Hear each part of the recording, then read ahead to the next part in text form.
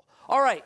I was disappointed about my explanation about corporate taxation last time. Saw a lot of confused faces. It's a hard topic, but I think I can make it easier, so I'm going to try again. If you remember last time, we were talking about how taxation affects corporation investment decisions. And we said that when you invest $1, you get a return which is the marginal product of capital, okay, absent taxation. Then we said, look, if the government comes in and has a corporate tax, then every dollar you take home, they're going to take some of it. Every money you take home. So you're only going to take home MPK times 1 minus TAW. Okay? I think that part people seemed okay with. Stop me once again if it's not clear, but that's sort of your net rate of return. Okay. Now, think of it this way. The government then comes along and says, you know what? For every dollar investment you make, I'm going to give you a deal. I'm going to give you 2 discounts. One discount is I'm going to give you a rebate, which is a depreciation deduction, okay? And that's effectively, so I'm going to express that in terms of the present value of this depreciation deduction, Z. So Z is basically the present value of all the tax benefits you're going to get. If they're in the future, they're worth less than if they're sooner. So accelerated depreciation has a higher Z than regular depreciation, than straight line depreciation, okay? What is that worth to you? Well, you get to deduct that from your tax base. So that's worth TAW Z to you. Remember, this goes back to our individual taxation discussion. Deductions are not worth the full amount. They're only worth the amount of the deduction times your tax rate. Okay? So that's one discount you get off the price. You get that. The other discount you get is, in addition, for every dollar investment you make, I'm going to rebate you in a credit alpha cents. This is an additional incentive. So not only do I allow this depreciation deduction, I'm also going to give you alpha cents back in just a pure rebate, pure tax credit. So what does that mean? That means the price of your dollar investment has fallen. What has it fallen to? It's fallen to 1 minus TAW Z minus alpha. That's what the price of a dollar investment, you spend $1, but you get TAW Z and alpha back. So this is your net price. So now, what that means is you want to compare, this is what I didn't make clear last time, you want to say the net return to a dollar of investment. First of all, dollar investment buys me more than $1. It buys me 1 minus TAW Z minus alpha. So that's the denominator. If $1 buys more than $1, this is less than 1. So it blows up my return. But then that blown up return is knocked down by the tax rate. Okay, so 2 things are going on to my rate of return. I'm getting a higher rate of return than I might have thought because my dollar's buying more than $1 because I'm getting these rebates. But a lower rate of return because the government's taking a share. What that means is the effective tax rate is so this is what happens after taxes come in. What's my effective tax rate? Well, it's what I would have gotten without taxes, which is MPK, minus what I get with taxes. Okay, it's what I would have gotten without taxes. I would have gotten MP sub K. Now I get this beast with taxes. So what that means is, what is the effective tax rate equivalent to? Well, if you do the math on this, you end up finding that the effective tax rate can be written as, I want to make sure I get this right because I've already made this difficult enough. The effective tax rate can be written as TAW minus TAW Z minus alpha over 1 minus TAW Z minus alpha. That is the effective tax rate. That's just basically take 1, you basically subtract this, you pull MPK out, so take 1 minus this thing, rearrange, and you get this term. This ugly looking term. But let's just stare at this for a minute. What does this mean? Let's imagine a world where Z is 0 and alpha is 0. Then what's the effective tax rate? TAW, right? That's the effective reduction in your rate of return. But as alpha gets positive and Z gets positive, the effective tax rate falls. Okay? Why does it fall? Because you're losing it off. It's in the denominator, it's causing it to fall. So basically, as alpha gets positive and Z gets positive, your effective tax rate falls. So for example, with an alpha of 0, let's say that TAW was 35%. And let's say that Z is 50%. So the depreciation deduction will be 50%. The PDV of the depreciation deduction is 50% of the purchase price. So every $1 of investment I make, I'm going to get 50 cents back in present value depreciation deductions. What that means, the effective tax rate, if you put these two in this formula, is 11.7%. that means that after you account for the fact you get a depreciation deduction, really you're only paying 11.7% of your income in taxes on that marginal dollar of investment. So the marginal dollar of investment yields MPK. Some of that gets taken away, some gets given back in a rebate. When you put it all together, that dollar of investment is taxed at 11.7%. Yeah? What does alpha represent again? Alpha is the investment tax credit. It's like a rebate you get you get alpha cents back at every dollar of investment. Okay, does that make sense to folks? Please ask questions. Yeah? What's the intuition or logic behind dividing by the term in the bottom? Yeah, this is what's confusing. This is why it's different in the book, and I'm going to rewrite it in the next edition of the book. The idea is that basically this is what you get per dollar. Okay, but a dollar is less than a dollar now. This is the discount you're getting off the price. So in some sense, the bottom line is every time you make an investment, it costs you this and yields this. So it's what it yields over what it costs. Okay? It yields this and it costs you this. Okay? Questions about that? All right? So that's a form of effective tax rate. Here's the key point. What do you get if z equals 1 and alpha equals 0? What's the effective tax rate? If z, yeah, 0. If z equals 1, okay, then the numerator is 0. So the effective tax rate is 0. So with expensing, literally, there's no tax burden on investment. Because basically, I tax you on it, but I let you deduct it. So there's no tax burden. And if alpha was also positive, the effective tax rate would be negative. So with an alpha of 0.1 and a z of 1, the effective tax rate is minus 14%. So the point is, the tax, because of the way it's set the tax system, it can actually incentivize, literally the US tax code can incentivize investment. And how can it do so? By giving you effectively making the price of investment makes it less than free, better than free from a tax perspective, because you get this depreciation deduction plus the investment tax credit. Yeah? So tau is the corporate income tax. Yes. And this is how that affects investment. Yes. Yes. Okay. Good clarifications. So basically this is, for the dollar of investment, what are you getting back? The point is, what you're getting back, what is the difference between what you get back in a world without taxation and a world with taxation? That's the key. It's the difference between what you get back in a world without taxation, what you get back in a world with taxation. That difference is this function, which can be positive or negative. Okay?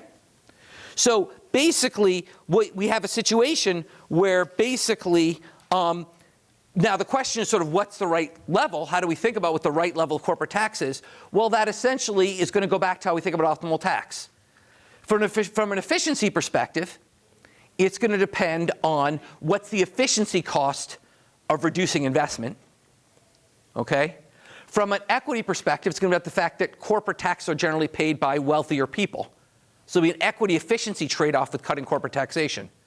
What I got to last time was there's an extra wrinkle, and this is subtle and but it's important to recognize, which is when I introduce an alpha today, that rewards all future investment, but doesn't do any good to the people who had old investments. When I cut tau, everybody wins.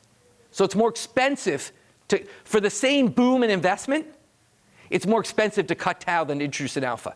For the same budget cost, if I have a budget neutral cut in tau and introduction of alpha, I get a much bigger bang for the buck for the alpha because that promotes forward-going investment, doesn't reward all the investment made in the past. Okay? Questions about that? Yeah? With a negative effective tax rate, that means the government's like literally paying you? Subsidizing investment. Okay. It's, which, it's not implausible, right? Investment yields growth and jobs, and it's not crazy. You'd have a subsidy to investment. But is this off of each marginal dollar, like each more? Or Each additional dollar, you're actually going to, literally, you'll make more money from investing with taxes than without it. Okay, great. So, trying again, I think that's clearly what's in the book, and I'm going to change it the next edition.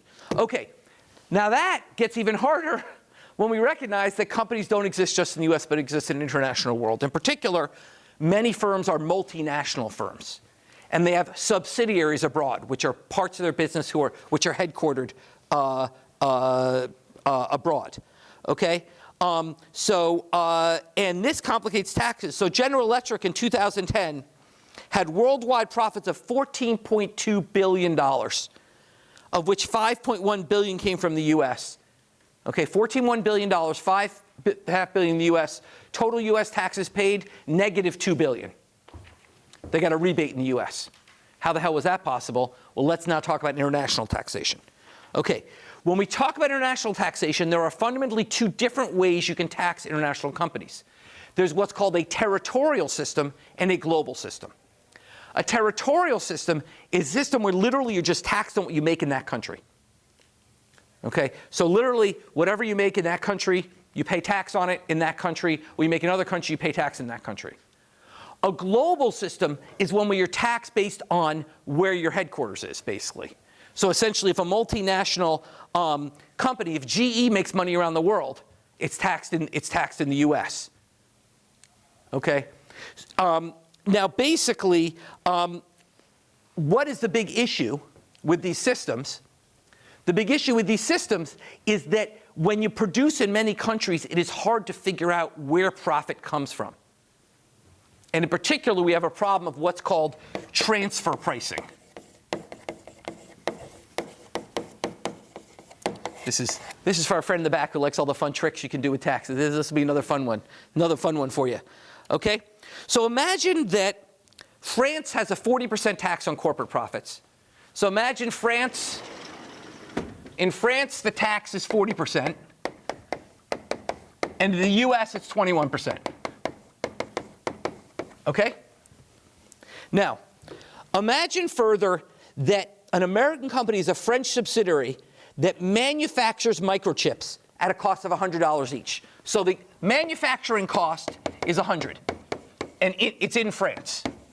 Okay? They make it in France, and it costs $100. Okay? They then transfer those microchips to the US, where in the US, the manufacturing costs and then the remaining costs are another $500 of kind of you put the chip in the computer, you put the computer together, et cetera. Okay? And then after that, you sell for $1,000. Okay? So you've put $100 of cost in France, $500 in the US, and you sell for $1,000 for $400 profit. Okay? Now, let's say the question is, who does the profit belong to? It's not obvious. So the US company could say that the profit all is due to what was produced in France. It wouldn't exist without the original manufacturing cost on the chip. Okay? I shouldn't, so let's call this the chip costs. The chip costs, and this is the rest.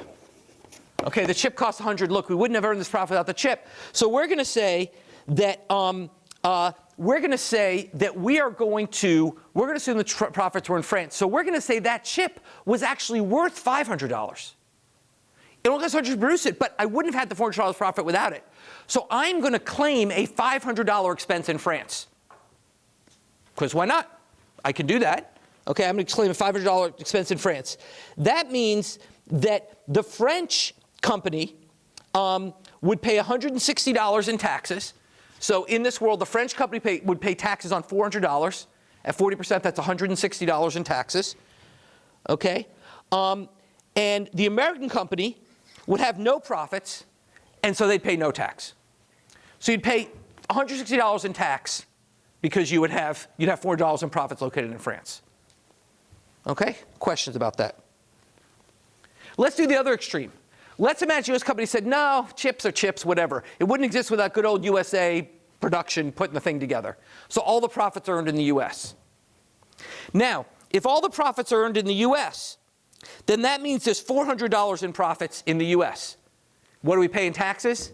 $81. So basically, we can cut our taxes in half by claiming the profits are due to the production in the US, not France. Well, who's to say? The answer is tax lawyers are to say. And you know my feeling on lawyers. Okay? Lovely people. Just, it's a lot of work to basically figure out how to make the profits land in the place where it gets you the best tax deal. As a result, you basically have this problem of transfer pricing that's hard to know where the profits land. Now, tax authorities aren't dumb. They know about this, and they have what's called arm's length transaction laws. where you couldn't actually send the French company $500 for the chip because nobody pays $500 for a chip. So they'd say, look, you can't do that. But you could send them, or you couldn't put it all in the U.S. More importantly, you couldn't put it all in the U.S. and say, look, you got to distribute some of the profit to the chip. But you contribute a small share of the profit of the chip. It's hard to know how much. And remember, when you have this important thing about tax enforcement, we'll talk about this lecture and next lecture, you have underpaid government tax lawyers fighting highly paid people whose job is to minimize taxes. That's something the government's always going to lose. There's a challenge there to try to fight that battle. Okay? So basically, that is an example. So an example is GlaxoSmithKline, the drug company, produces Zantac. You've all heard of Zantac. And they produce it in many countries. And at this time, the US was a much higher tax country than the UK. So they shifted profits to the UK. And basically, the government eventually found that they'd underpaid about $5.2 billion in taxes by misstating the profits attributed to the UK, and eventually sued and won on that. Now, that is sort of a good example of kind of the government figuring this out. I have great examples in the book. We don't have time to go through them. It's so much fun. But let's talk about the most fun one, which is Apple. Okay. In 2011, Apple made 70% of its $34.2 billion in pre-tax profits abroad and paid a tax rate of 2.2% on those. And basically, they're saying there were $74 billion they made in profits abroad. They said that basically between 2009 and 2012, only $74 billion in profits that were taxed abroad that theoretically could have been taxed at home. How do they do this? Well, they're very creative because they're Apple. Okay? What do? They go to Ireland. Ireland has essentially no corporate tax rate. It's what we call a tax haven. They try to encourage activity there by having no tax rate. So basically, Apple made $34 billion in 2011. The numbers aren't important, just the concept. Made $34 billion in 2011 and reported that its Japanese subsidiary, even though Japan is where they sell a ton of their stuff, if you've been in Japan, there's a lot of Apple stuff, they only made $150 million in Japan, even though it's one of their biggest markets. Instead, they reported $22 billion in income in Ireland, which would be like 6 iPhones per person in Ireland. Okay? Now, they've gone further. Okay? They now have AOI, Apple Operations International, which is, it owns all of Apple's offshore production. AOI is a holding company that owns all of Apple's offshore production. But AOI has no physical presence and no employees, except for one Irish employee. Okay? Because it's because it's not managed or controlled in Ireland, Ireland is not recognized as tax residency. Because it's not incorporated in the US doesn't recognize as tax residency. So basically, they created this thing that exists in limbo and paid no tax. Eventually, they got caught, and they got paid a little bit, but nothing as much as they should have owed. Yeah? How can you create a corporation that doesn't... I'm not a tax lawyer. I'm not a tax lawyer. I'm just, don't try to figure it out. No matter what you figure out, they're smarter than you are. Okay? It doesn't exist. That's the point, is that basically international taxation is incredibly hard because it's hard to talk about where money comes from when you're selling things and producing things in different countries. So now, with that in mind, what are the relevant policy issues? Well, a big policy issue is basically, should we have our global system? In fact, the US was virtually alone. Before the Trump tax cuts 2017, the US had a global tax system. What that meant was, and by the way, we're alone. Every other country in the world had a territorial tax. Every other major country had a territorial tax system. You're taxed on what you made there. The US had a global system. Now, if you have a true global system, and people are taxed on where they produce and taxed in the US, that would be double taxation. That's unfair. So what we did is we offered what's called a foreign tax credit. So the way it works is we said, look, you're selling shit in France. You're paying tax to France. We're going to give you credit for all the tax you pay in France. Anything that's left over, you'll owe the US. So basically say, whatever profit you made, we'll level the US tax on it, but we'll give you credit for all the tax you paid to other countries. And that's why we have a global system that doesn't invoke double taxation. Okay? The problem is, they only know what you made in other countries when you bring it back to the US. So you make a bunch of money in other countries, you just report to those tax authorities, but the US company has no reason to know about it until you bring it back. So what that meant is there was a huge lock-in incentive to leave your money in other countries. Because basically, as long as it was there, you weren't paying that extra US tax from bringing it back. So there's this huge, like we had a capital gains lock-in effect, there was an international lock-in effect. Okay? So basically, if you take the $74 billion in profits that Apple avoided through low foreign taxation, if they brought it back to the US, we would have taxed it. They only paid a 2.2% tax rate on that $74 billion. We would have said, we're going to take the rest. Our rate at that point is 35%. We'll take another third of that, thank you. That would have been a nice chunk of change for the US Treasury. Instead, they just left it abroad. So we never saw it. So we never taxed it. So basically, many people have argued that basically, we essentially already have a territorial system. That basically, yeah, in theory we have a global system, but at the end of the day, since no one brings their money back, we don't really have a global system. We have a territorial system, which is basically we should just essentially give up on trying to tax the money made in other countries because they're not bringing it back anyway. Yeah? Is that holding overseas but not reporting back to the US government illegal? Like, is that No, it's not illegal. It's totally legal. And more than that, it's totally legal. More than that, it's bizarre. So a big argument you heard for changing our tax system was there's all this money they'd held abroad and they'd bring it back to the US and create all these jobs. Well, Paul Krugman was very good in explaining this. Let's be clear. It was literally in the same bank. It was in a bank. On one side was called Apple Foreign Profits. On the other side was called Apple US Profits. When they brought it back, all they did was just like change the account number. It wasn't like they were bringing new money into America. Just money sitting in a bank. It's which label is on it.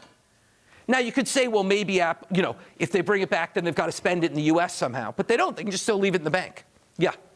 Does the lock-in prevent them from spending it in the US without paying money, or is it what just spending? Well, they can spend whatever they want in the US. So what they do is they take loans in the US to do stuff, and they pay loans back with money from their foreign accounts. Okay? So basically, the bottom line is people are saying, look, there was this lock-in, and we should reduce it. And basically, we actually tried that. So in 2004, in the American Jobs Creation Act, gotta love these names, they actually essentially had a one-year tax holiday. They said, we know you guys got all this money abroad. Bring it back this year. You're only going to pay 5% in taxes instead of the 35%. Okay? And over the next few years, U.S. companies repatriated $312 billion. And what they found was it created 0 jobs. Because it wasn't about, they just literally was relabeling the money. They're like, okay, we don't have to keep holding it there. We can come bring it back to the U.S. Yeah? When we talked about lock-in with the capital gains tax that had negative impacts, does this lock-in have any negative impacts? Not really. Okay. I mean, that's sort of the point of this argument, because it's just funny money. Now, in theory, it could. In theory, remember I said capital is strangely immobile internationally? You could imagine a world where capital that's sort of labeled U.S. could actually change people's investment decisions. It's possible. In theory, it shouldn't. It's possible it could, but the tax holiday haven't suggested it didn't. Suggested basically nothing changed when they did that. So essentially, what do we basically, we have this tension of the fact they're keeping this money abroad. And we also have this other tension I talked about before, which is it's really not great to have tax provisions that don't work. It sort of undercuts sort of the sort of morality of the tax code to have tax provisions that don't work. And so for a long time, many economists have said, look, we should just have a territorial system. And in the Trump tax cuts, we did. We moved to a territorial tax system. Now, at the same time, what the Trump tax cuts did were fundamentally 3 large things. The first was they cut the corporate tax rate from 35 to 21%. Okay? And second, we moved to a territorial system. So we essentially became much more competitive internationally in terms of corporate taxation. Okay? Much more competitive internationally. Now, they did do a couple of things to try to reduce because it is, some people were repatriating money, so it is a money loser to go to a purely territorial system. You are giving up on the money people actually did bring back. So they did a couple things to try to address that. So for example, they actually imposed a one-time tax. They basically estimated how much money you had abroad and did a one-time, like what's called deemed repatriation tax. Like, we know how much money you guys have abroad. We're going to tax you on that. We're going to have a new tax that didn't exist before. Just grab some of that from you to try to make up for it. But the bottom line is, it's not really. The bottom line is, I think if you poll economists, I think they're fairly generally positive on the corporate tax side of the Trump tax cuts. Our rate probably was too high internationally to compete. We brought it down. We probably aren't losing that much going from global to territorial. We're losing some. But, you know, we're losing some money, it's going to rich people, but it's not nearly, it probably is also increasing efficiency and increasing investment in the US. The problem was the following, which is, let's come back to our concept of tax wedges. Remember there was a tax wedge between investing in the US and investing internationally. Because you invested in the US, you paid 35%, internationally you paid more like low 20s. So that was a tax wedge that reduced investment in the US. We addressed that by taking our rate down to 21. The problem is in doing so, we created a new tax wedge, which is, remember, you can do activity in the corporate sector or the non-corporate sector. In the non-corporate sector, most people are rich. They pay the top margin individual rate, which is about 39%. So before the tax reform, we had pretty flat incentives in two sectors. There's 35% for corporations, 39% for non-corporations. Now, all of a sudden, you've got 39% for non-corporations, 21% for corporations. So you've created a new wedge. So what do you do about that? Well, what Trump tax bill did was essentially give a huge tax break to non-corporate entities. Basically, all these sort of non-corporate entities, your doctor's offices, your car washes, all that, they all got a huge tax break to bring those rates in line with each other. And that was a terrible idea. That cost us a huge amount of money and basically just gave a bunch of money to rich guys. It's not, it basically, I mean, these are largely rich people. Actually, if you look at a lot of the the wealthiest, a lot of the top 1%, you think of them as investment bankers and athletes. They're auto chain owners, they're laundromat chain owners. There's a lot of the richest Americans are actually people who own these small businesses, okay? And they just got a huge tax break. And it's not clear entirely why. It's not clear entirely why we care so much if they're corporate or non-corporate. And certainly the amount of money that was spent, I think it was $500 billion was spent to end this tax wedge. It's not really clear why. Yeah? Is the difference between those two types of entities whether they're publicly or privately held? No, the difference is whether, I'm sorry, yes, the difference is publicly or privately held, yes. That's the difference between No, there are some, it's not public or privately held. It's more, basically there's different types of corporations. There's what's called C Corps and S Corps, and you're now exceeding my level of expertise. that's the difference? Yeah. Okay, so basically, it's sort of an interesting point about that essentially there's tax wedges floating all over the place, and fixing them fixes some problems but creates others. And with each case, in the case of fixing the corporate tax wedge from other countries, that was probably a good policy move. Fixing this other tax wedge was incredibly expensive. It's not clear what good it did. That was probably an inefficient use of money. Yeah? Do non-corporate businesses still have limited liability? If there's sort of a middle ground, so there's non-corporate, non-corporate. That's kind of like your partnership or like a self-employed person. Then there's what's called S corporations, which are essentially like small corporations that still have limited liability, but they don't have, for example, a board of directors. They don't have a lot of things that public companies do. Okay, let me see if I have a better definition in here. S corps versus C corps. 1 second. The major difference between these two, right, they're really pretty similar. Basically, actually, here's the only meaningful difference. S corps pay individual tax, C corps pay corporate tax. So essentially, the point, here's the way to think about it. This is a better way to think about it. They're essentially the same. It's just before, you did it based on, I don't know, what was more convenient for you. Now you'd be like, gee, I want to be a C Corp because that pays a lower tax. And people are worried about that, but it's not actually clear why that's a distortion, whether you're an S Corp or C Corp. It's just two different labels. And yet we're spending $500 billion to equalize the playing field between those labels. That's sort of the interesting question. Okay? Questions about that? Okay. Now we're going to teach you everything you need to know about corporate finance in 15 minutes. Okay, you can save all your course. I'm just joking, but let's talk about corporate finance. Okay, let's think about how taxes affect firms' investment, how taxes affect how firms finance their investments. Now we're going from whether firm invests to how they finance that investment. So go to figure 24.5. Okay, let's say that there's a firm that is going to make an investment. They're going to finance an investment. They're not going to use their retained earnings. They're going to finance an investment. Remember, actually go back for a second to figure 24.1 to start. Remember, figure 24.1, if you want to finance an investment, the bottom hours you could use your retained earnings. Okay, we'll come back to that. Leave that aside for now. Imagine you don't have retained earnings. You need to finance an investment by raising the money somehow. Now go back to figure 24.5. What you do with that money is going to depend on how you finance it. For example, when you earn $1, let's say you finance that by borrowing. So that's the upper branch. You're then going to say, if you earn $1 and that's money that you owe, if you earn $1 that you owe to the people who finance you, give that dollar to the bondholders, okay, and they will pay income tax on that. But if you earn $1 if you have equity holders, oh, and by the way, there's no corporate tax paid on it. Why? Because interest is deductible. So if you earn $1 and you're paying it to bondholders, you can deduct from your taxes that interest payment. So on net, it cancels out. There's no, but if you earn $1 and it goes to stockholders, you do pay corporate tax. So the first step is you pay a corporate tax amount. Then the next step is you pay it out to your stockholders, but there's two ways you can do that. One way is you can pay them a dividend, in which case they're taxed again at the dividend tax rate.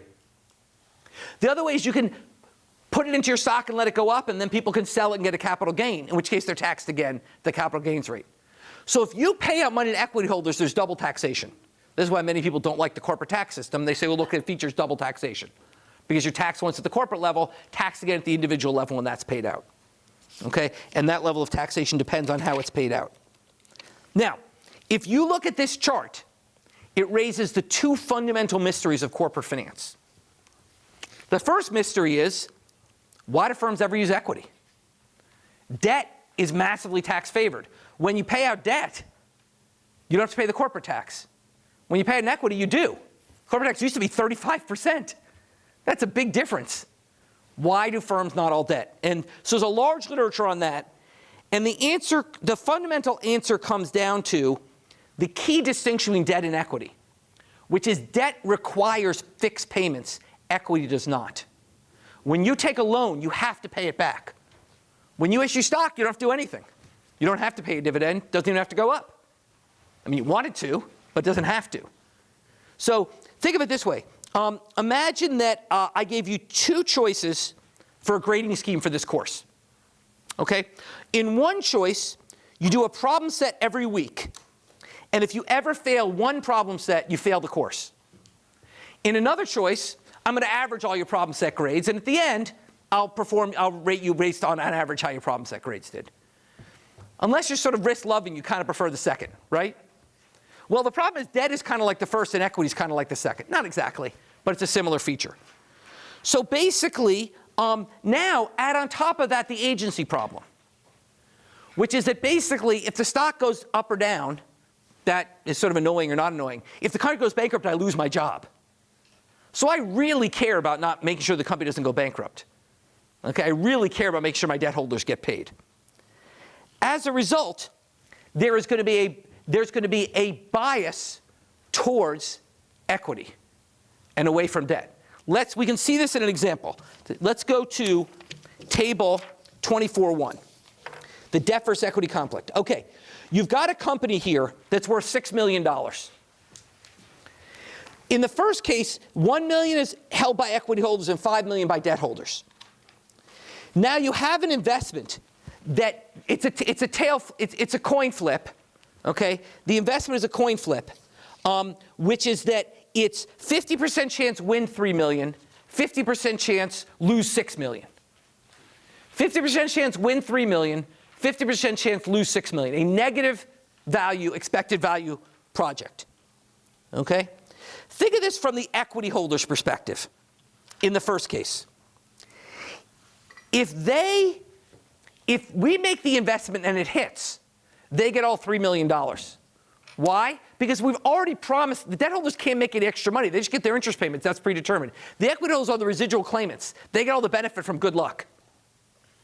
What happens if, let's also say, let's say this company also regularly pays out a dividend of $100,000 a year.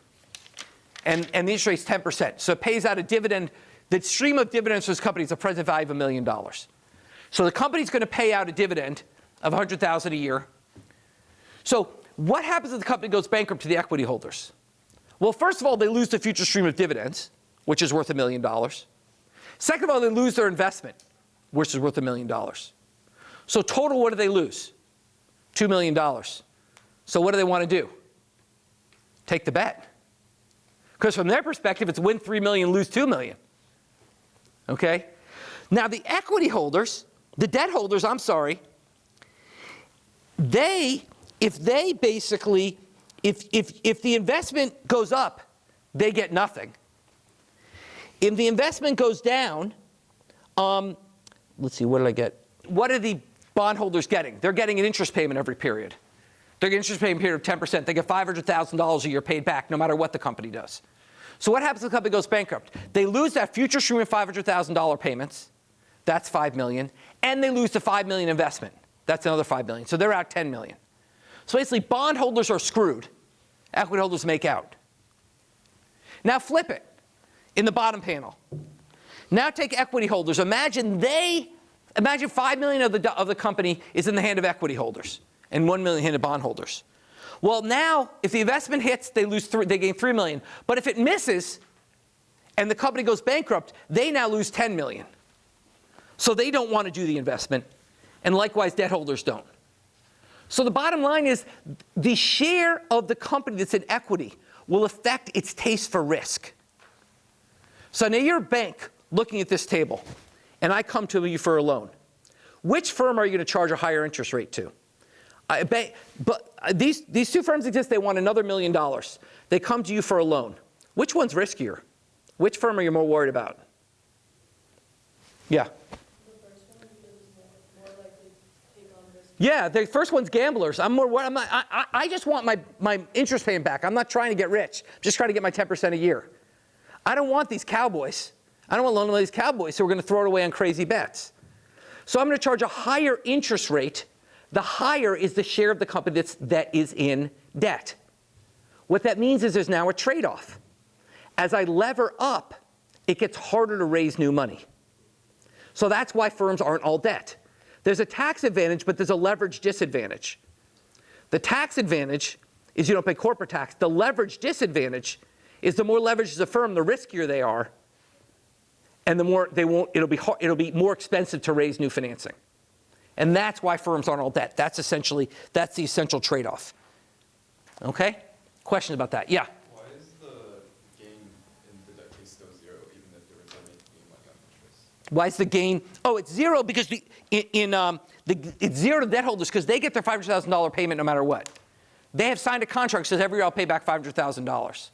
So if the firm becomes worth $8 billion, they don't get anything out of it. They still get their $500,000 a year. So that's the point, is all the upside is held in equity holders. But the equity holders' downside is limited to how much the company they own. That's why the more is equity, the more risks they're going to take. Yeah? I mean, there's lots of stories like this. Okay, I'm not even getting into scummy behavior here. This is just all legal.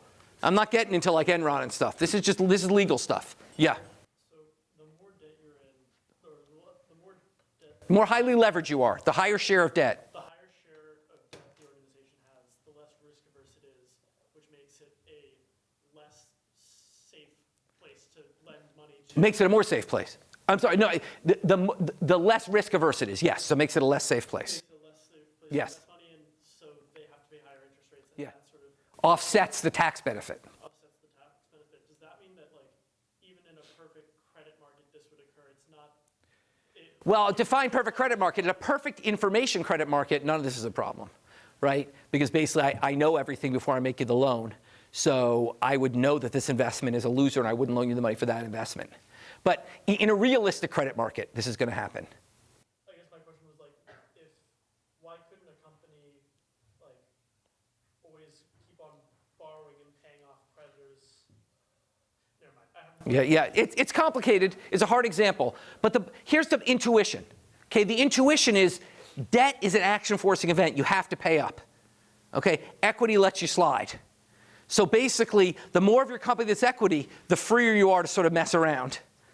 Okay, and take risks that may not be healthy risks. I think I just screwed up. That point about like debt having to be paid. Right. Why isn't it that a company can keep on borrowing, paying off the original creditors, borrowing, paying Because the new creditors will know then.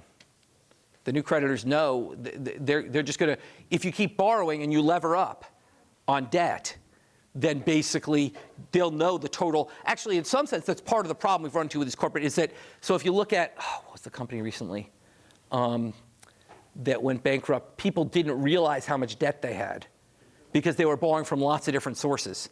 So people didn't, I mean, this is basically, in some sense, a little bit the story of FTX. But in general, basically the point is, you're absolutely right. If my new borrowers don't know about my old borrowers, then I could pay back my old borrowers on new borrowers. My new borrowers will not charge me. So this is assuming the new borrowers know what's in this table.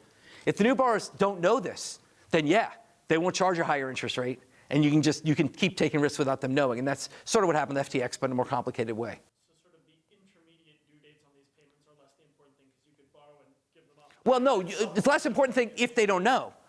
But in theory, they should know. In theory, there are rating agencies which should be keeping an eye on you and saying, hey, you're pretty levered up. You're not rated this highly anymore. I'm going to downgrade you. Doesn't paying off your earlier debt lower your leverage again? No, because you've only levered up to pay it off. So your total leverage is still high. So basically, that's kind of how we think about that first puzzle. Now, there's a second puzzle, though. The first puzzle is why do firms all debt. There's a second puzzle, which is why do firms pay dividends? Remember, the capital gains tax rate is way below the dividend tax rate because you don't have to pay it till you realize gains. You don't pay it at all if you die. And the rate is actually physically lower. Okay? So the second mystery is why do firms pay dividends at all? Now, increasingly they're not. Dividends are much lower than they used to be, but they're still quite large. So why do firms pay dividends? Once again, the best answer is through the agency model. Well, and two aspects of the agency model. There's two answers here. There's sort of an agency answer and a signaling answer. The agency answer is, look, we want them to pay dividends because we don't want them keeping their hands on all that cash and doing stupid shit with it. Okay? So for example, one study studied 25 in 2002. If you took the 25 largest long-standing dividend-paying companies, they currently held $160 billion in cash. If they'd never paid dividends, they would have had $2 trillion in cash. And cash sitting around makes people do silly things. Try to steal it, take risks, etc. So part of it's like, I don't trust the managers, I want to get out of their hands. The other theory for why firms pay dividends, what's called a signaling theory, which comes back to our discussion just now. It's hard to know how well a firm's doing. But if they're paying you cash, they know at least they got cash. So it's a signal the firm's okay that they're paying these dividends. Okay? So that's a couple of theories for why firms pay dividends. Why is this relevant for taxation? It's relevant because one of the key debates over the last 20 years and going forward is how heavily should we tax dividends? If you look at this chart, if you go back to figure 24.5, you see that ultimately the dividend tax affects the rate of return to investment because ultimately equity holders pay it. So in principle, if the dividend tax falls, that raises the return to investing in firms that will raise investment.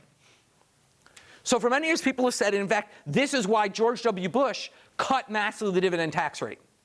He cut the dividend tax rate because economists are saying, look, that is a way to lower the cost of capital. That's a way to make investment more rewarding. Let's cut the dividend tax rate. What was wrong with that argument is you should understand why firms pay dividends. And if you think about it, both of the reasons why firms pay dividends would say a cut in the dividend tax rate would actually want you to pay, would actually want you to invest less. Okay? Think about it this way. Yeah, question. Share buybacks do the same thing? Like solve the agency problem because you're getting rid of Yeah, buybacks are a similar sort of feature. But they're not taxed, right? So why don't they just do buybacks? That increasingly they are. But buybacks, the problem is, right, that's increasingly they're doing buybacks. The question is why pay dividends at all? Yeah. And I don't know the answer. Why, I don't know the literature on dividends versus, I guess you do have to take a finance course. I don't know the answer on dividends versus buybacks. So basically, in fact, both the agency and the signaling models say that a cut in the dividend tax rate will lead to less investment. That's because dividends are wasteful in these models. So basically, dividends are simply a wasteful thing you're doing to either solve the agency problem or signal, right? They're wasteful. So if you cut the price of something wasteful, you'll do more of it. Okay, you'll do more, you'll send bigger dividends because they're cheaper, et cetera. But the point is, if you're sending those dividends, what are you not doing with the money? You're not retaining it, using it for investment. So actually, by cutting the dividend tax rate, you're saying send more money to your investors. That's less money you're investing. Okay? So in fact, it's not clear whether cutting the dividend tax rate will raise investment or lower investment. In the standard model, it'll raise investment because basically there's a higher return to investing in companies. But in the alternative model, which is actually the only model consistent with the data, it could lower investment. So we don't know. And in fact, there was a wonderful study done by an economist named Danny Yegan, who noted that when George Bush when there's this massive dividend tax rate cut, it was true for C corporations and not S corporations. So there were very similar firms, which just by how they were labeled, got a very different tax cut. So we could do a difference in difference study of how did C corporations saw a big tax change, big reduction in dividend taxes, X corporations didn't. Huge change, zero effect on investment. So we paid out hundreds of billions of dollars in tax breaks to rich guys and got no increase in investment for it. And that is very helpful to think about why theory matters. Okay, I'm very empirical oriented guys, why theory matters. Once you understand the theory of why the hell firms pay dividends in the first place, you understand it wouldn't obviously lead to more investment. In a naive model of just, well, it's just I look at this chart, it lowers the rate of return. But once you actually think about the theory, it's clear that it's not at all obvious what it would do. And in fact, the answer is it did nothing. Okay? Yeah? What can the US government do if like a very big corporation doesn't pay tax? Well, I mean, they can sue them. And they win sometimes. That was like GlaxoSmithKline. We won. We got billions of dollars in back settlements. But if they're not paying taxes legally, like Apple, I mean, I don't know about this holy thing that lives in no country, but the previous one where they just actually sort of where it's basically you sue them and you hope that your lawyers are smart, can keep up with their lawyers. Essentially the way it goes. So that is sort of all I really want to say about corporate taxation. Any other questions about that? Yeah. Just to clarify, empirical data showed that there was no correlation. That there was no effect of cutting the dividend tax on investment. Okay. So basically, Bush cut the dividend tax for C corporations, didn't cut it for S corporations, and yet patterns of investments across those two types of corporations were unchanged. So it's more so just signaling an agency? Yeah, it's more we're just dumping money out to rich guys. So essentially, just give a tax break to rich guys is something it's inframarginal. Just basically, so once again, we care about marginal and inframarginal effects. The marginal effect was, can we get more investment by cutting the dividend tax rate? The inframarginal, I'm giving away money to people who are getting dividends anyway. And the answer was all inframarginal, no marginal. Now, is that good or bad? That's an equity question. But we know that the dividend holders are rich, so it's certainly bad from an equity perspective. Okay? Now we're going to start the last chapter, where we sort of tie this all together. This is very important and exciting because, once again, I like when we integrate things. We're going to really be able to tie together all the stuff we've learned in the last 6 chapters into one tidy package and talk about what we should actually do about taxes in the U.S. So please, if you can make it on Friday, I really urge you to figure out a way to be there because this is a fun discussion. We'll start today, but we'll continue on Friday. Okay? So what I want to start with a story of a guy named Herman Cain. Any of you guys know who Herman Cain is? Herman Cain founded Godfather's Pizza, and he ran for president in 2012. And he was sort of a silly character, but his big platform was 999, he called it. We said we're going to get rid of all this complicated tax system, have a flat tax, 9%. It was a 999 plan. 9% on 9% corporate tax, 9% income tax, 9% sales tax. Everything else is gone. None of this million pages of tax forms, none of this, all that stuff, just a flat tax. It was actually incredibly popular. He got pretty far on just 999. Okay, he got pretty far. And actually, there's a long history of people proposing that we just scrap our current tax system with a flat tax system. Now, we actually got fairly close at one point. The holy moment, the golden moment for public finance economists and tax policy was in 1986, under a Republican president. Republican and Democratic senators locked themselves in a hangar at an Air Force base until they hammered out a tax deal. And the fundamental feature of the tax deal was to massively overhaul the individual tax system. Before 1986, in 1996, there used to be 15 tax brackets with rates ranging from 11 to 50%. There was also massive, all sorts of loopholes in the tax system, all sorts of violations of Hague-Simons all over the place. Okay? In 1986, they said we're going to take these 15 brackets and make them 3 brackets. 15%, 28%, and 33%. Capital gains are now regular income. No more IRA deductions. We are going to go to Hague-Simon with a much flatter tax system. And economists cheered. This is what we want. Basically, a flat, broad tax system is the most efficient way to collect taxes. Now you lowered the top rate. Okay, so it was, you know, you could dispute whether the top rate should be 33 or 50, but it was a much more efficient tax system. However, it did not last. Starting in 1993, and then again in 1997, then again 2001, 2003, 2012, 2017, we kept messing up the system. So now we have our more complicated system again. So basically the question is, what is the advantage of a simpler, flatter system, and can we get back there? What are the barriers to getting back there?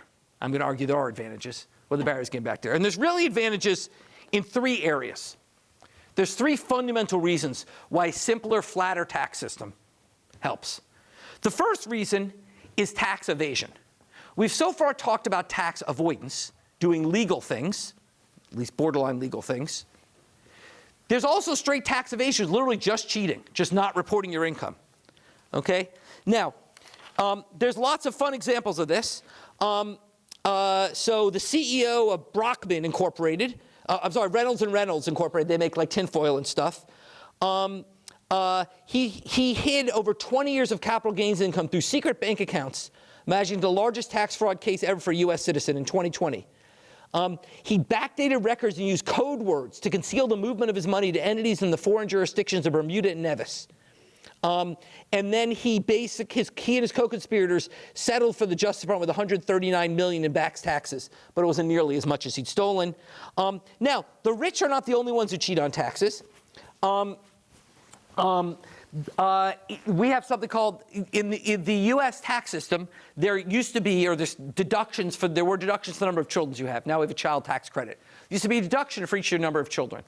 In 1986, before 1986, you just listed how many children you had. Starting in 1986, as part of the tax reform, you had to list the kids' social security numbers. When they did that, 6 million kids in America disappeared. Okay? My favorite example, actually, internationally, is Greece. Other countries have a hard time. Other countries, much more of the economic transactions done under the table. So it's hard to measure income and wealth and tax it. So they tried to do clever things. Remember the window tax in England? Well, Greece had a pool tax.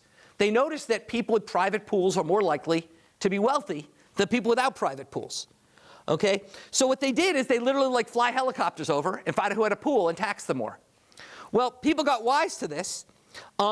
That basically people developed pool covers that could fool the tracking and could fool Google Earth.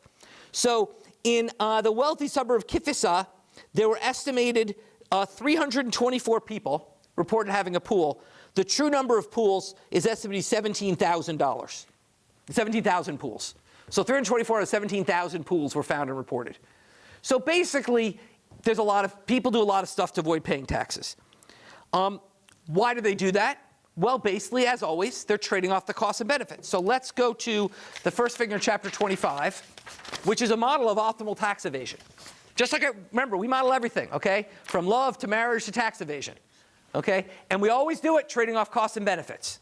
So let's think about the costs and benefits of cheating on taxes. Well, let's imagine a model. What is the benefit of cheating on taxes? Well, for every $1 of tax you cheat, you save 10 cents. Okay, so the marginal benefit is a flat line at the marginal tax rate. So let's start with let's start with the marginal tax rate of 50%. Let's say the 50% marginal tax rate. The marginal benefit MB1 is just a flat line at 50 cents. That's the marginal benefit. What's the marginal cost? The marginal cost is going to be essentially the penalty you pay if you get caught. So if the idea is that basically both the odds of getting caught and how heavily you're penalized rise with how much you cheat, you have an upward sloping marginal cost curve. Okay? So if you cheat a little bit, there's no cost, because even if they're going to ignore you. But as you cheat a lot, the odds you get caught get higher and the amount you have to pay gets higher. So marginal cost is going to rise. Okay? Now, basically, what that means is what will determine how much, that means there'll be an optimal amount of cheating. The optimal amount of cheating is where marginal benefits equal marginal costs. So in this example, people evade an amount E1, which is where the expected damage from being caught equals the benefit of cheating. What does that mean? That means that 2 things fundamentally determine how much you cheat. The first is the penalties and odds of getting caught. That's the MC curve. So if you increase penalties or increase surveillance of taxes, that will raise marginal costs. That will induce less cheating. Okay, you move from E1 to E2.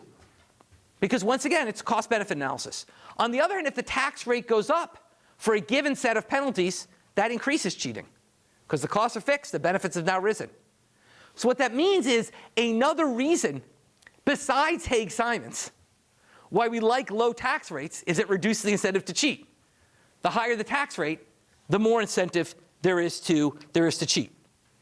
Now, in fact, in the US, we estimate that currently about $630 billion, about 2% of GDP, 3% of GDP is our tax gap. That is, there's $630 billion not being paid in taxes that should be paid in taxes. That's pretty similar to other developed countries. Sweden is about 10%. But developing countries don't do very well in this measure. Pakistan has a tax gap of 70%. A recent study and other developing countries have this sort of thing. In Greece, the tax gap is 90%. And there's actually a fun story of why, which is that basically there's a great historical perspective on this, which is basically, for a long time, Greece was occupied by the Ottomans. They hated Turks. Okay? And basically the Ottomans tried to tax them. So a view of patriotism was to avoid paying taxes. And it sort of stuck.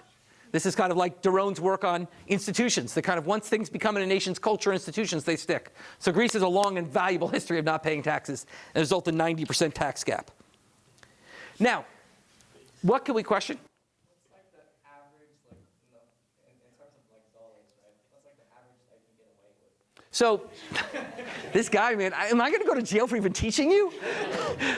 So basically, I do not know that answer. And if I did, I would not tell you. But basically, here is the interesting evidence on it. So actually, there's actually some really good evidence, which is that basically there's an incredibly high rate of return basically on this. And there's a really cool new study by my colleague Nathan Hendren. He actually, so the IRS randomly audits people. So actually get data on how much people cheat. Okay? So that deters cheating a bit, but it's sufficiently random that doesn't deter cheating that much because it's odd you'll get audited. But they do, and they make that data available to researchers if you go through 18 secret doors and stuff like that. Okay? So they use this to assess, and they used variation in the enforcement IRS spent on trying to go after people to assess what is the marginal return to a dollar of IRS spending to try to get people. So with each dollar of IRS spending to try to collect taxes, what do you get back in taxes? What they found is, on average, you get about $3 of revenues for every $1 of enforcement payment. So it's a massive increasing rate of return. Okay, so already we're massively underinvesting in collection. Here's a striking fact. There's a huge income profile, which is the rich are the ones who cheat. And why are the rich the ones who cheat? Because it's hard to cheat if you're just a working Joe. Because remember, your income is just reported right to the IRS. Right? Let's say your income is just from your job. How are you going to cheat? They're just going to report your income. Now you could lie about how much you give to charity, but that's not a first order way to cheat. So at the bottom of the income distribution, the return to enforcement is closer to dollar for dollar. There's still some gain, but it's not a lot. At the top, it's $12 to $15 for every $1 you spend on enforcement. Okay? So there's an unbelievable rate of return to this activity. However, it is very hard to get investments in the IRS. And I saw this firsthand when I arrived at Treasury in 1997.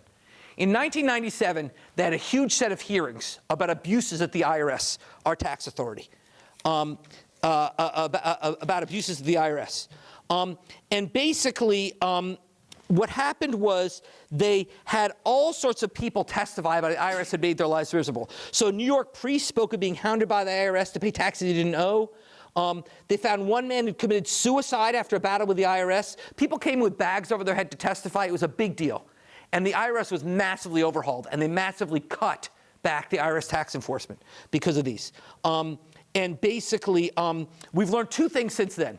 Every single one of them were lying, that every single one of those cases actually legitimately owed the taxes that they were found, and they were just trying to avoid tax, and the IRS caught them, was punishing them. So that was the first So there is no systematic abuse of any of the things. And a year later, they set up a watchdog agency to investigate every complaint of harassment by an IRS agent. They investigated 830 complaints. 0 were found to have merit. So first of all, it's all BS. Second of all, by cutting the staff, we saw massive erosion in tax payment in the U.S. So basically, the IRS staff fell by 22% and the audit rate fell by 40%. Okay? So basically, essentially, because of this public hearing, we massively cut back the IRS, and that is why we have these incredible opportunities.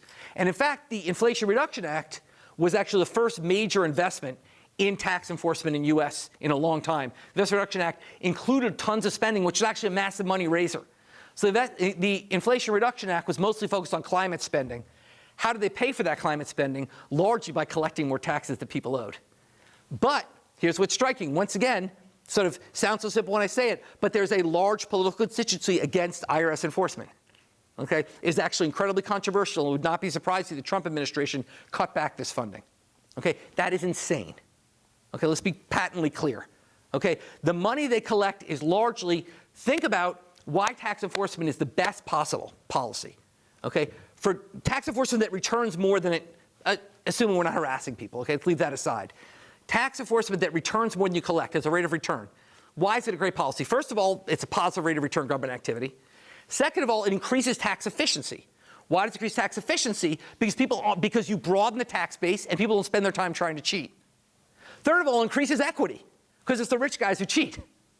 So basically, there is no argument against increasing enforcement spending, especially at the top of the income scale. But somehow, people are kind of think the IRS is some bad guy, and so it's hard to get that through. So that's been controversial. Yeah? Why did the trials have any, lasting effect? I can't imagine it was because the government had, It's because people hate. So in subsets, there's actually an industry set up around people hating taxes. Let me explain what that means. And I'll actually come back to it in a minute. But the bottom line is, many people have an incentive to get the government people to hate taxes. It's a large set of people who make people hate tax. And it's, I'll come to more reasons why people legitimately do hate taxes. Okay? And this just fed that argument and led to change. Why does any hearing do anything? It's public outrage. Yeah? If someone cheated a long time ago, is there a time frame in which you're responsible? I do not know what the statute of limitations is, actually, legitimately. I'd tell you if I knew. I don't know. Okay, so that's one argument. Okay, okay. Can we actually do a thing? Can we start a collection for this guy's bail? Can we start like a collection? Okay, so I said 3 arguments for a flatter tax system. First is less cheating. Okay. The second is simplicity. The tax code, this comes to the question was asked here about why the hearing matter. The tax code is super ugly and confusing.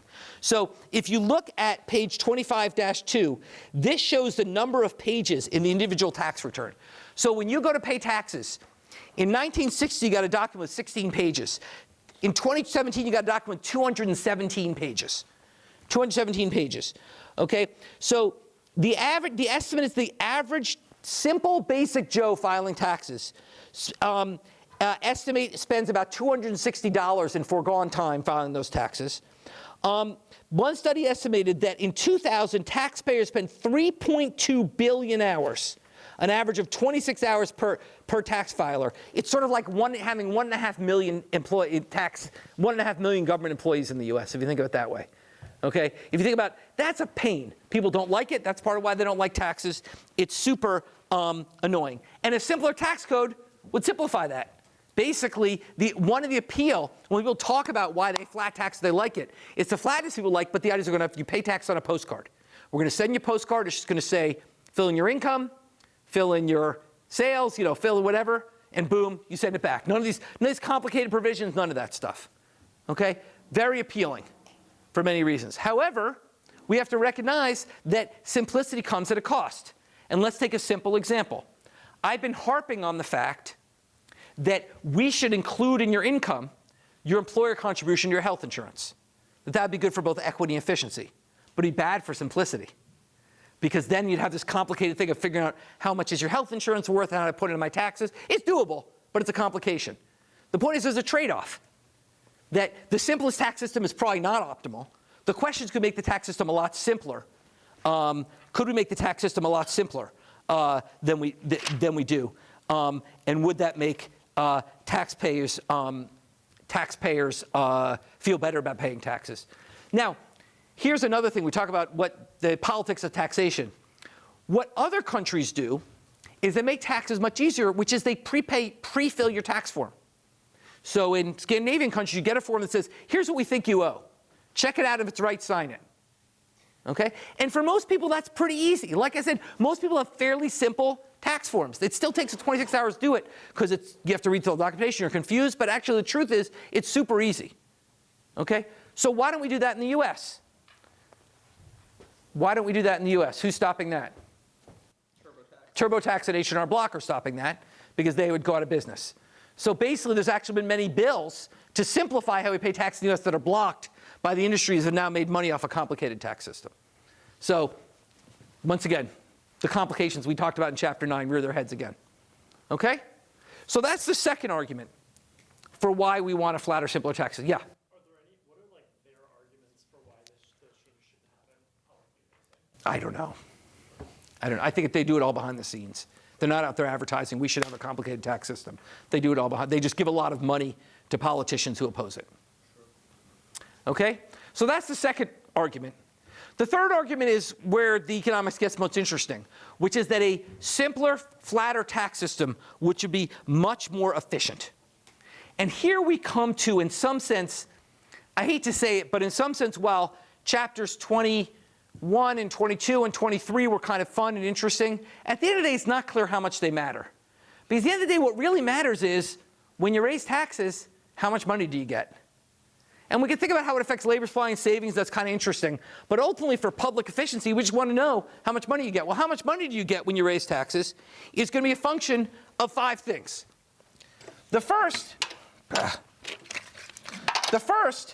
is what we might call the direct effect, which is if I earned $100 and you raise my tax rate by 10%, you get $10. That's the first effect. That's the easy part. But there's actually 4 indirect effects that offset that. 4 types of indirect effects that offset that. The first is what we can call the gross income effect, which is what we call the Laffer curve, which is basically when you tax me more, I might work less hard, I might save less. Now, basically, our understanding of Chapter 21 and 22 suggests that's not going to be very big. Because remember, we said overall labor supply is very elastic. We don't have any evidence on how elastic savings is. But that's the first effect. It's going to turn out to be the least important. The second effect is the reporting effect, which is when you change the tax rate, that creates incentives for me to change the way I report and classify my income. Okay? Really should be called the classification effect. Let's call this the classification effect. That's a better name for it. The classification effect. Hey, Paul, can you send me an email to change that in the book?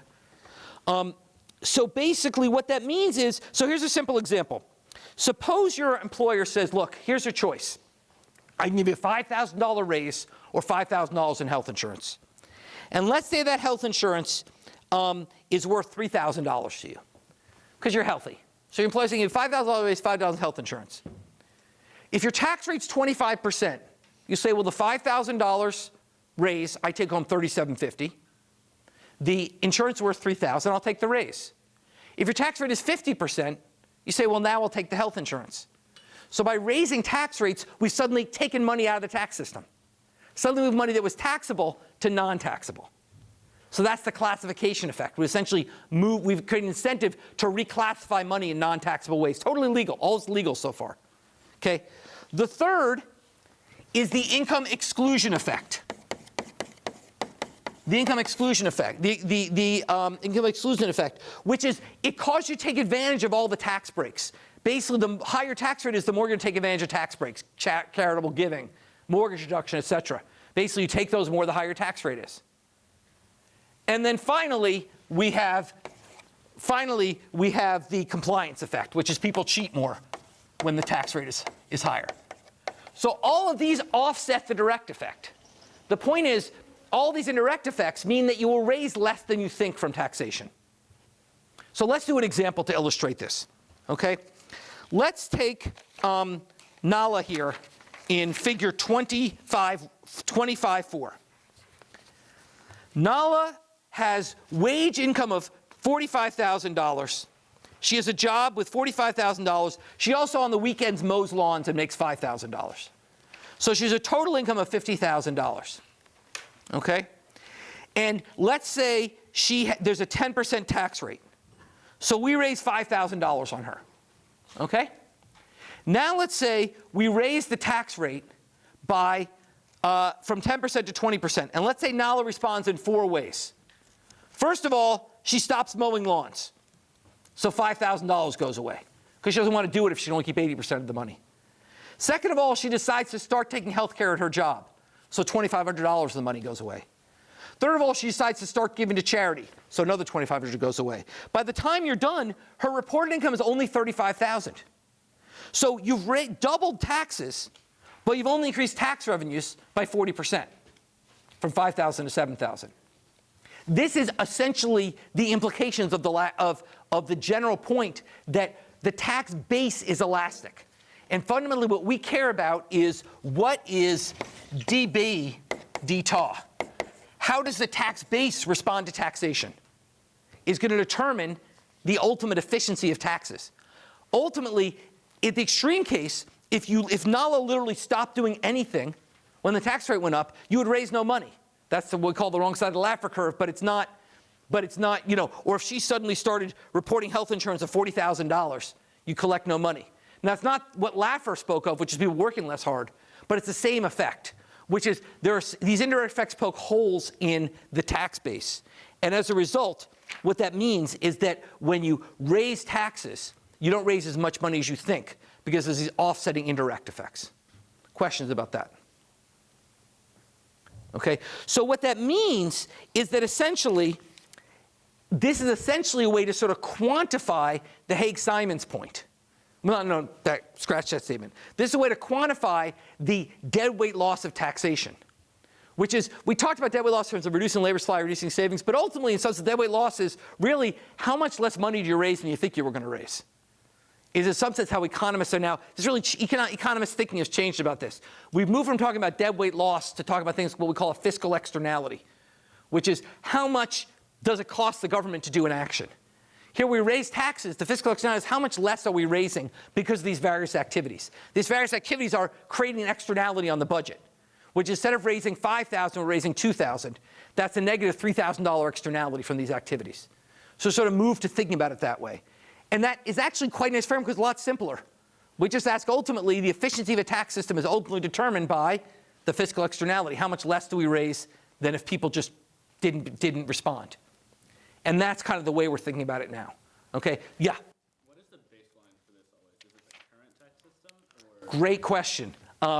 Actually, let's start with that. I'm going to stop now because I want to riff for about 10 minutes and I don't want to break it up.